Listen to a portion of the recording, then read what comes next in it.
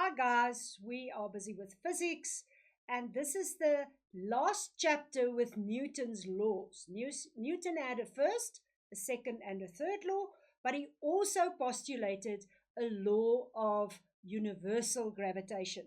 Now, I'll go to the universal just now, and gravitation we've touched on when we did vertical forces. Let's see what Newton actually did. He sat under a tree, that's the story, and he thought, why will apples fall down? Why don't they go up? And that was the kind of thoughts that made him think. So he formulated his law, and because the apples fall down to earth, he then postulated that there's an attraction not just between earth and the apple, but also between any object with another object. So if you've got a mass and another mass, they will be attracting each other. Yes, we are attracted to each other as people. Other than that, the earth is also attracting us. So we are walking on earth, and there we've got an attraction force. It's universal. It's exactly the same in the whole universe. What does that mean? Not just in the atmosphere of Earth, it's also in space. So we've got all the space bodies, the planets, the stars, the meteorites moving, and they all have this attraction force. Now, last question. Can we see this force? No, we cannot see this force, but we can see the effect of this force. We can drop things and see that it's falling down, and then we know that force exists. So, how did Newton come to this? We just covered that. He saw it was an attraction force. He then worked out the dimensions and proportions, and he then came more or less the same as he did with his second law. He said each object or particle or body attracts another object, particle, or body with a force. So we now know there's an attraction force. Remember, we've got two types of forces, an attraction force and a repelling force. So this is an attraction force, not just an attraction force between bodies, but directly proportional to the product. That means the mass 1 times mass 2 of their masses. So he actually went about and said, good, I've got the relationship between the masses and the force. He finally said, right, it's also inversely proportional. Remember what we did in Newton 2. Go back to that slideshow if you want to have a look at that lesson. To the square of the distance between the centers. And we'll go to that just now. Let me tell you, this is also a force, so it's measured in Newton. And it's an attraction force and non-contact, meaning you don't need to touch the ground to feel the force. You can just be standing up and dropping something down, or an apple falling down. It's non-contact. Let's quickly put this into some equations and dimensions. So the larger the mass, the larger the gravitational force. Therefore, we can say the force of gravitation, or G, it doesn't really matter, is directly proportional to the product of the two masses. Remember, we did something like this when we did Newton's second law. Secondly, he said it is inversely proportional to the square of the distance between them. And it's between their centers. So if I've got that center there and that center there, the smaller the distance, the larger the force. So it's inversely proportional. So the force is inversely proportional, not just the distance, but the square of the distance. Now, we've got the force is directly proportional to the two masses. We also know that the force is inversely proportional to the square of the distances between the midpoints. You have to have all those terms in your definition. If I now add them together, I can say the FG is thus proportional to the masses, the product, and the distance between. And if I want to take that sign, the proportional sign, away, I can substitute that by adding a constant.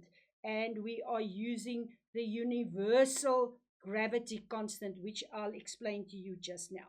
So we've got the force, the gravitational force is the two masses multiplied together, divided by the square of the distance, and divided by g. Now let's just quickly have a look at this g. We call that the universal gravitation constant. It's got a value, and you'll be able to see the value on your information sheet.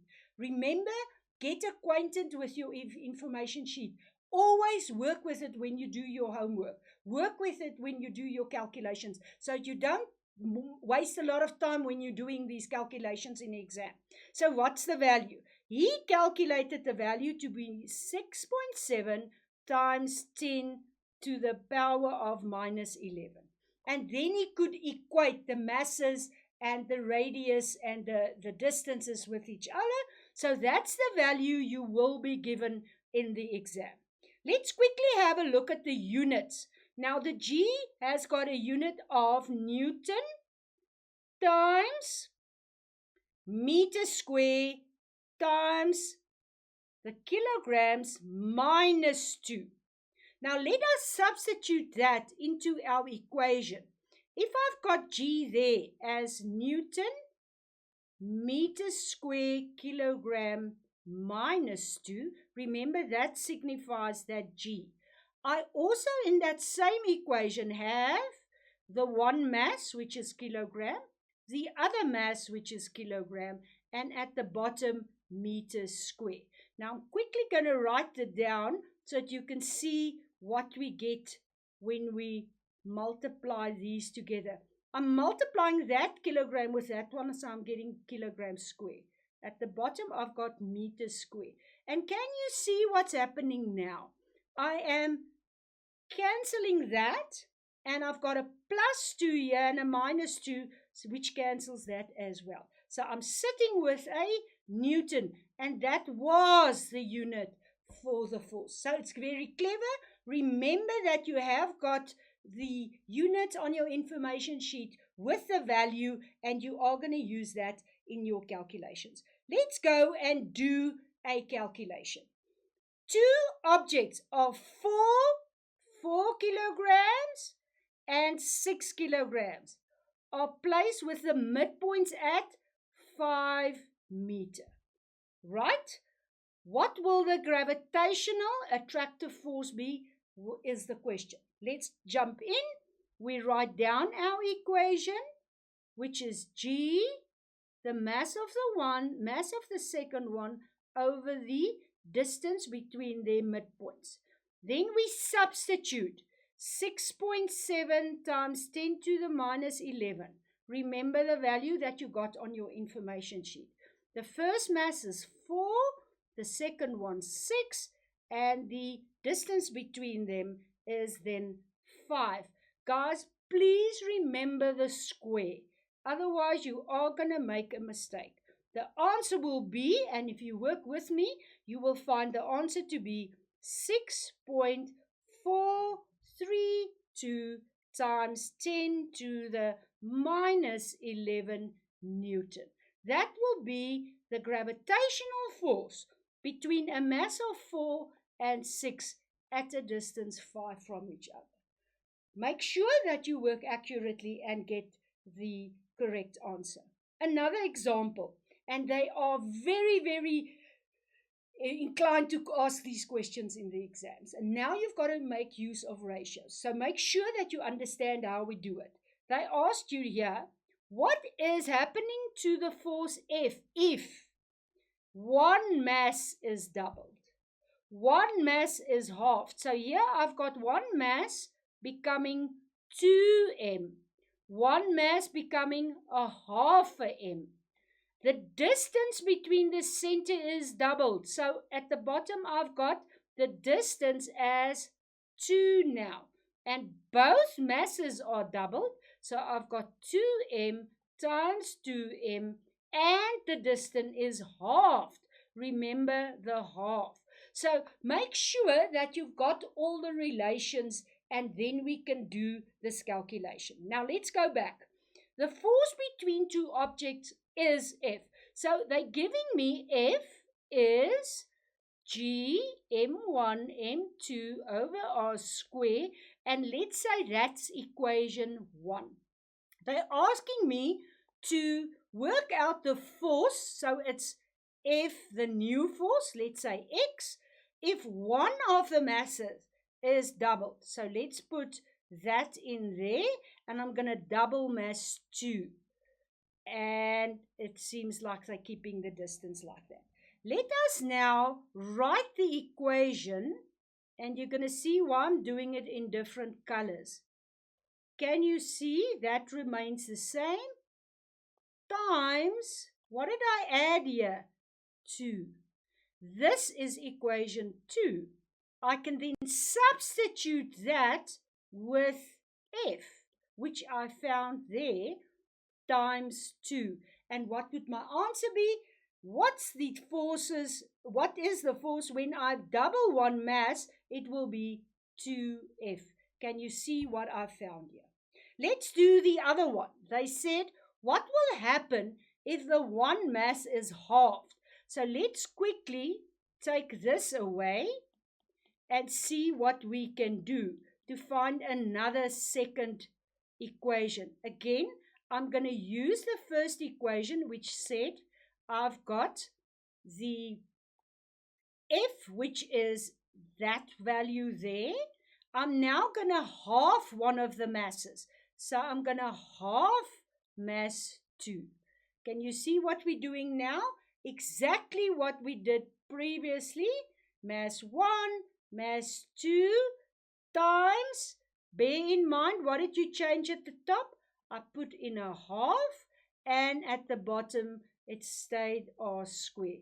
Again, I can substitute that into equation 2. That will give me a value of F. And what did I add? A half. So what will my answer be? The force, if I halved one of the masses, will be a half F. What did I do? Firstly, I wrote down the original equation. I said F is G m1 m2 over r squared. That was given to me, and that is equation 1. Then I wrote down the new equation. I added the 2, or I added the half, and then I substituted it in equation 2. So you've got equation 1, you've got equation 2, then you substitute the 1 into the new equation, 1 into 2, and you find your new value. Let's do the other two questions. What will the force be if the distance between the centers is doubled? Now, step 1. Force is G m1 m2 r square. Remember the square? That's equation 1. They want to know what will happen to X if the centers is doubled. So the mass stays the same, but the centers will be doubled. Now look at this. You have to be able to remember it's both of them in the square. And that's equation 2. So let's refine that one. It says Fx is, I'm going to write that in this color so that you can see the resemblance. And what did I change? I put in a 2 square. So what I have here is 1 over 2 square, and you know that would be a quarter. And this is number 1, equation 1. So what happened to the force? It is a quarter of the initial force. Now let's just think. A quarter force, it's going further away. Yes, so the force will be weaker. It's further away from each other. Right, let's do the last one. What will the new force be if both the masses are doubled and the distance is halved? Again, Fg is Gm1 m2 over r square, equation 1. Now I'm changing some of the ratios. What's the new x?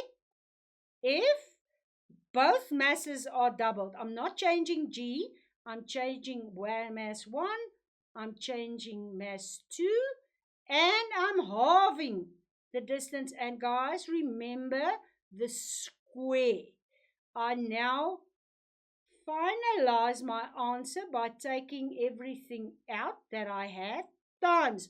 What did I change? What's the dimensions that change? 2 times 2, which gives me 4. A half square would be a quarter. Now it's math. 4 over a quarter. I've got to times that with 4 to get that away, times that by 4, which means my answer will be 4 times 4, 16F. So if I double the masses and I halve the distance, I'm bringing them nearer and I'm making them larger. The answer will be 16F. You will always be confronted with one of those. They usually ask it in multiple choice. So make sure that you can do it. It's not that difficult. Remember, you've got simultaneous equations. Right, that was the questions on the ratio that's changing. Let me just quickly show to you. You also have a gravitational field because it's extending from the center of Earth.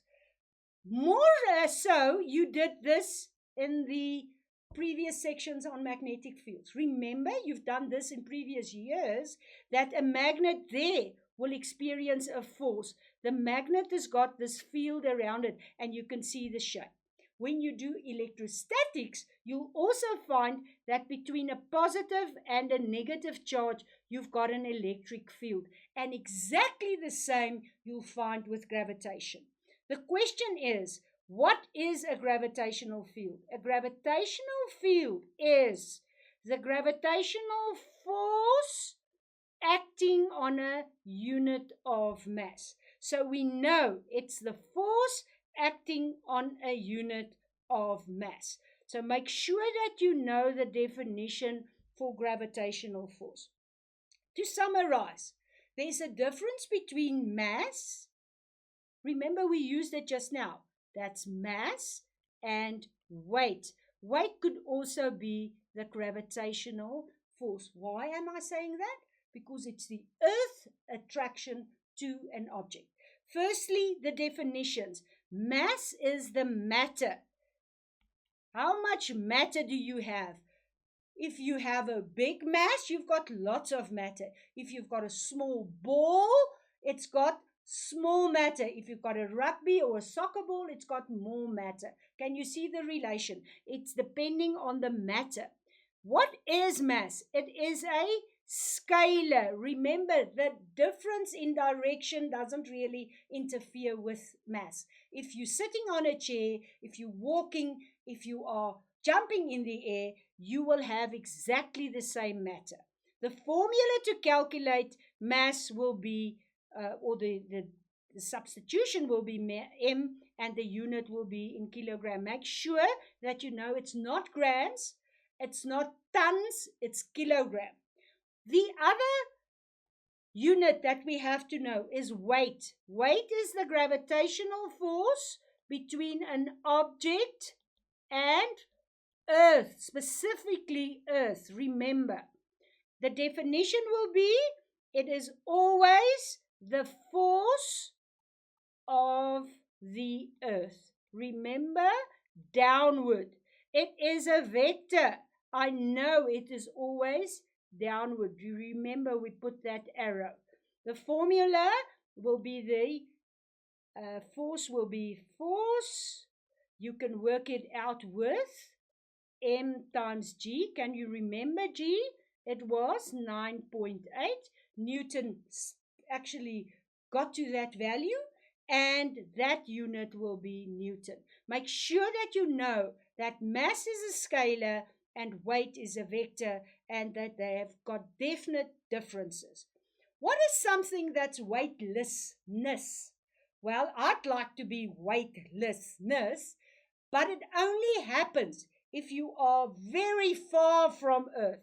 If you go up in a capsule and you go to the moon, you'll find that all these movies that they show, these people are moving around and they've got to grab onto things. It's because the distance is so far from Earth that they feel that they can move in a vacuum. So it often happens in a lift. You feel like your stomach is going down, but you are going up. It also happens in planes and spacecrafts. So very far from the center of Earth will make you feel weightless. So before going on a diet, just go up to the moon and you won't feel your weight. Right, what did we learn? We have to be able to define Newton's law of universal gravitation. Let me quickly show you. The force will be proportional, directly proportional to the product of the two masses and inversely proportional to the square of the distance, not between them, but from the midpoints. Make sure, because you'll see in a calculation that we'll do, that you have to know it's from the midpoint. You have to be able to define weightlessness, describe the gravitational field, which is the force on a mass, and you'll have to be able to do the calculations. Remember G, you get it on your info sheet, and that you use the right and the correct units. I hope you enjoy gravity. Bye-bye.